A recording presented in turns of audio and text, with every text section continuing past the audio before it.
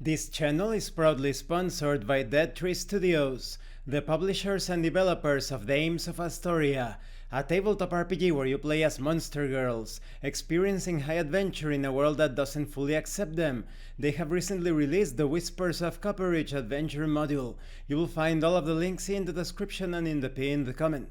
Hi, welcome to this part of my review featuring Cake Castle. If you haven't seen the other parts of my review, featuring this adventure for Dungeons & Dragons 5th edition, please check out the playlist in the description below. This time we are going to talk about the last section of this adventure module, and I'm going to give you my thoughts on it. When it comes to storming the castle, this is probably the most action-packed section of the adventure module. The player characters will have to brave the torrents of a river to a submerged cave. When they finally reach Candy Valley, they will realize that almost all of the inhabitants have flesh of marshmallow and bones made out of candy. A similar constitution applies to all of the creatures within this section. This means that they are somewhat fragile, but there are many of them, and some of them have unusual powers and abilities.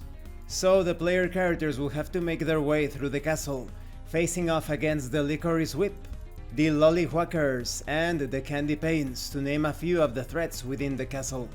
There are also many puzzles, most of them are color or candy based. The group may end up confronting the Candy Knight, or perhaps the Deadly Cake Queen herself. If they are lucky and skilled enough, they will find the slumbering princess encased within glass, and if they manage to wake her up, she will reveal exactly what is going on within Cake Castle.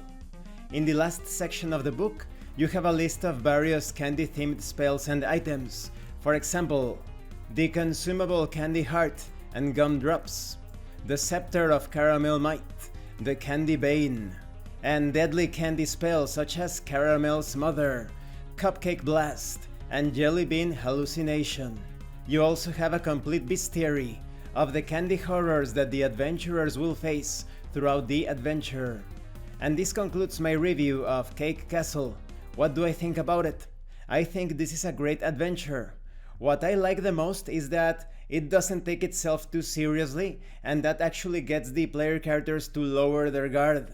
They will think that the situation is just too ridiculous, but the puzzles and enemies are quite deadly. There is a good combination of combat encounters, player character interaction with non-player characters, as well as puzzles. I think this is a worthy start for the adventure path that is continued through Mastheric Manor. So, my highest recommendation. The only major negative, and it's not related to the adventure itself, is that a lot of the illustrations are somewhat pixelated and quite blurry. Thank you for watching this review. Don't forget to leave a like, a comment, and subscribe. And thank you so much to those of you that are going the extra mile to support the channel. If anyone else wishes to further support the channel through PayPal or DriveThruRPG, the information will be in the description and in the pinned comment. This has been Abraham El Jaguar, a professional game master. If you want me to run a game for you, please check out the pinned comment as well.